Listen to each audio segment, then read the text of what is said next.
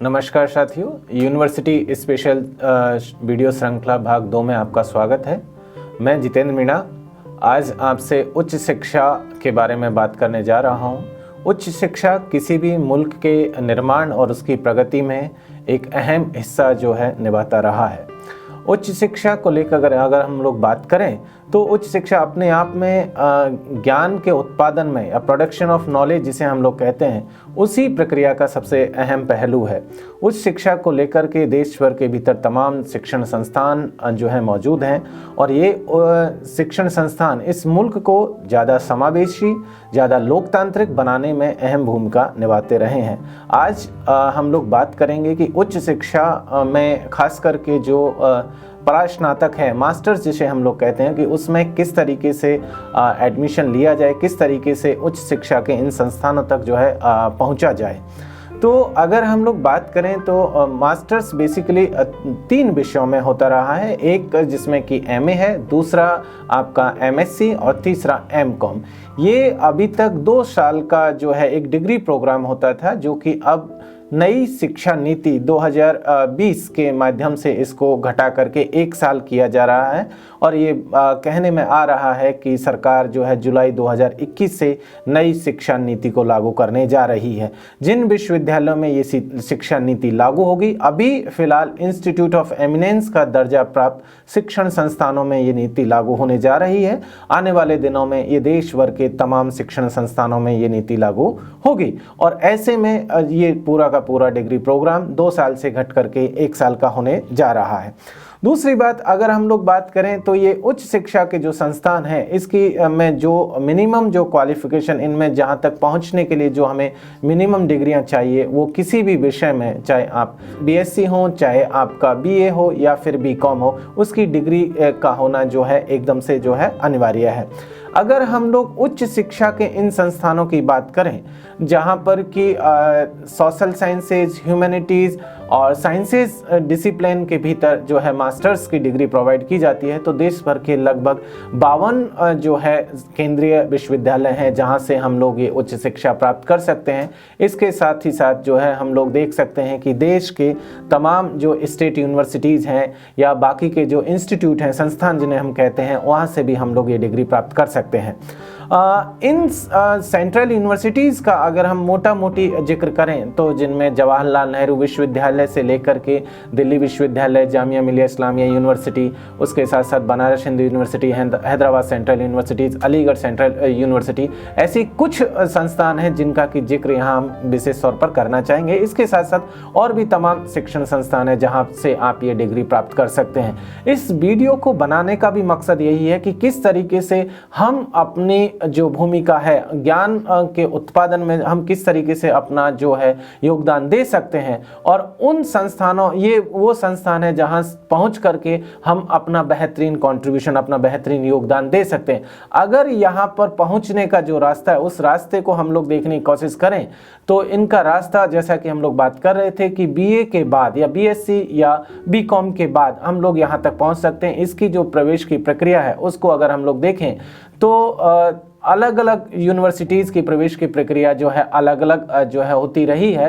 हालांकि 14 central universities जिनकी कि 2009 में केंद्र सरकार ने स्थापना की थी, वहां पर एक सेंट्रलाइज एडमिशन की प्रक्रिया जो है फॉलो की जाती है। फरवरी से लेकर के जुलाई के मध्य में इन विश्वविद्यालयों में प्रवेश के लिए जो है एडमिशन जो पूरी प्रक्रिया है वो शुरू होती है। इस बीच जो है हम लोग देखते हैं कि जो है आपकी प्रवेश की परीक्षाएं आयोजित होती हैं, उनके रिजल्ट्स आते हैं और उसके बाद कुछ विषयों में जो है साक्षात्कार की भी प्रक्रिया जो है अपनाई जाती रही है।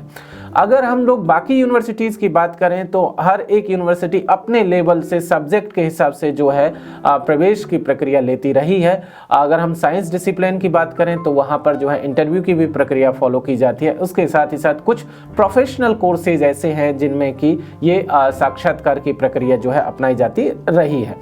अब दूसरी बात अगर हम लोग देखें तो सीटों की संख्या को अगर हम लोग बात करें तो अलग अलग विश्वविद्यालयों में सीटों का जो नंबर है वो अलग अलग है, जहां 30 से लेकर के 300 तक सीटें जो है एमए के दौरान जो है होती हैं। कई विषय ऐसे हैं जहां पर कि 30 का नंबर है। कई यूनिवर्सिटी है जिनका इंफ्रास्ट्रक्चर बहुत कम है, छोटा है, तो वो 30 से लेकर के 50 तक है। और जहां बड़े विश्वविद्यालय जैसे कि दिल्ली विश्वविद्यालय, वहां पर मास्टर्स के दौरान कुछ डिसिप्लिन ऐसे हैं, कुछ सब्जेक्ट ऐसे हैं जहां पर कि 300 से 400 तक सीटें होती है। मसलन हिंदी है, हिस्ट्री है, पॉलिटिकल साइंस जैसे विषय हैं जहां दिल्ली विश्वविद्यालय में इतने ज़्यादा एडमिशन हो रहे हैं। अगर हम लोग इसके पूरे के पूरे जो प्रक्रिया है उसको देखें, इसमें एंट्रेंस की जो प्रक्रिया है उसको देखें, तो हर विषय को जो है अलग अलग जो है सिलेबस है, उसकी वेबसाइट पर वो सिलेबस आपको मिल जाएंगे। उसके साथ साथ क्वेश्चन का जो पैटर्न है उसमें मैक्सिमम जो सवाल हैं वो वैकल्पिक पैटर्न पर होते हैं, उनका आंसर आपको करना होता है। लेकिन जामिया मिलिया इस्लामिया जैसे यूनिवर्सिटीज़ के भीतर वैकल्पिक के साथ साथ रिटन एग्जाम भी आपसे लिया जाता है। इसके साथ साथ और भी कुछ यूनिवर्सिटियां जहां पर कि ये प्रक्रिया अपनाई जाती है। भाषा के स्तर पर अगर हम लोग बात करें तो मास्टर्स के दौरान एमए के लिए हिंदी या इंग्लिश किसी भी भाषा में आप जो अगर पारंगत हैं तो आसानी से अपना जवाब जो है दे सकते हैं। लेकिन साइंस की अगर हम लोग बात करें या प्रोफेशनल कोर्सेज की अगर हम लोग बात करेंगे तो वहाँ पर इंग्लिश का आना जो है एक अनिवार्य रूप से माना जाता रहा है। दूसरी चीज़ अगर हम लोग देखें खास करके जेएनयू जैसी यूनिवर्सिटी में, वहाँ ह्यूमैनिटीज़ और सोशल साइंसेस के साथ साथ जो है विदेशी भाषाओं में भी जो है मास्टर्स आपको कराया जाता रहा है। और उसके साथ साथ कुछ नए कोर्सेज जैसे जैसे नई शिक्षा नीति को केंद्र सरकार लागू करने जा रही है, उसी के हिसाब से कुछ नए कोर्सेज को भी इंट्रोड्यूस किया जा रहा है और उन भाषाओं में भी जो है मास्टर्स की प्रक्रिया जो है अपनाई जाएगी।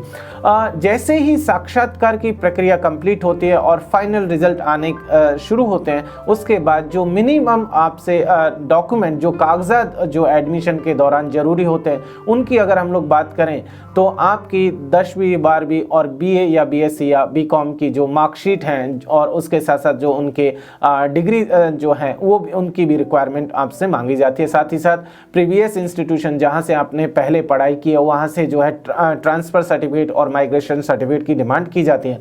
अगर आप सोसाइटी के जो पिछड़ा तबका है उससे आते हैं, एसटी एससी ओबीसी तबके से अगर आप आते हैं तो वहाँ पर कास्ट सर्टिफिकेट का होना लाजमी है, जो कि सेंट्रल गवर्नमेंट का जो फॉर्मेट है उसमें होना उसका लाजमी है।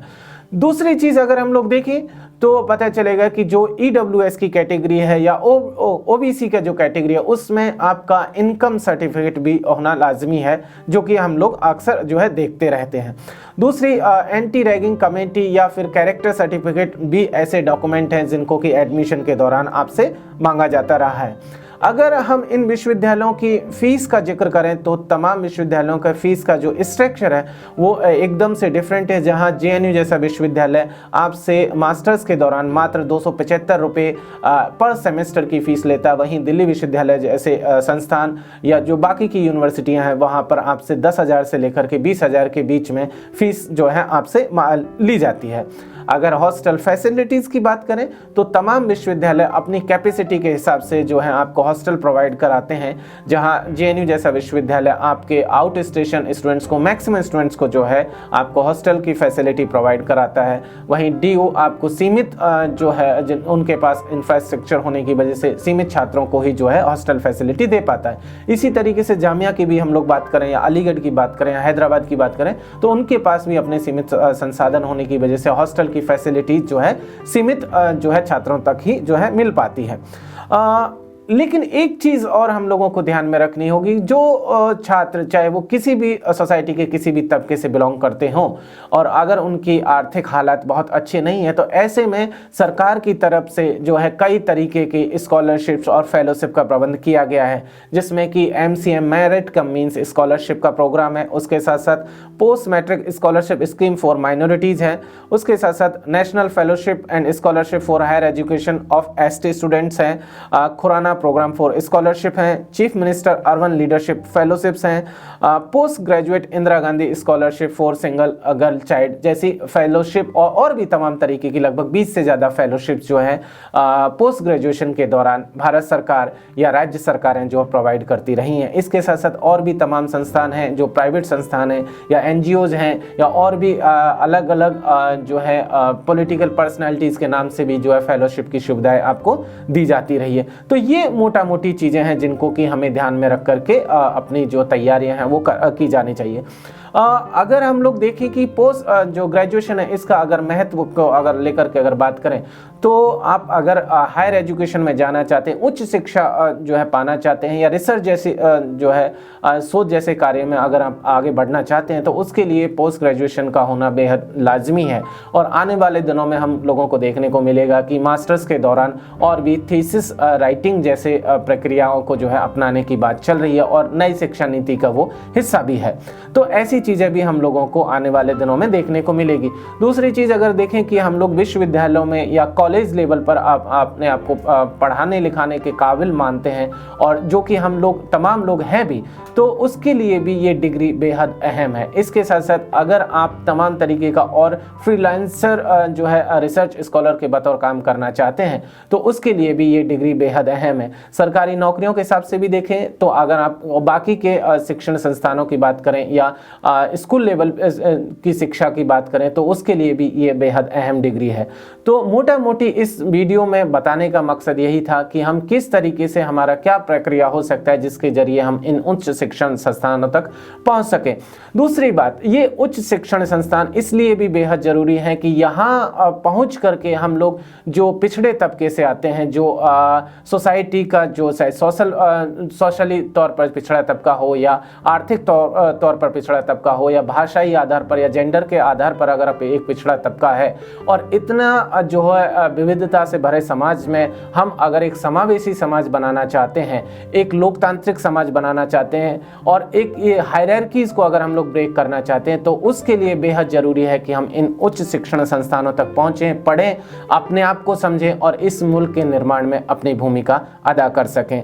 आगे आने वाले वीडियोज़ में हम लोग रिसर्च से संबंधित जानकारियाँ भी आपको प्रोवाइड करते रहेंगे। उसके साथ साथ हम लोग जो फॉरेन यूनिवर्सिटीज़ में किस तरीके से आप एडमिशन पाएँ, उसकी क्या प्रक्रिया, उसके लेकर की बातचीत होगी। उसके साथ साथ हम लोग जो है स्कॉलरशिप से जुड़ी हुई जानकारियाँ भी आप तक पहुँचाते रहेंगे। यदि आप इससे जुड़ी हुई और जानकारियाँ चाहते हैं, तमाम विश्वविद्यालयों के लिंक आप जानना चाहते हैं, फेलोशिप से जुड़ी हुई इन्फॉर्मेशन अगर आप जानना चाहते हैं तो उनकी सारी जो डिटेल है डिस्क्रिप्शन में आप लिंक पर जाकर के क्लिक कर सकते हैं, वहाँ से वो तमाम जानकारियाँ आप प्राप्त कर सकते हैं।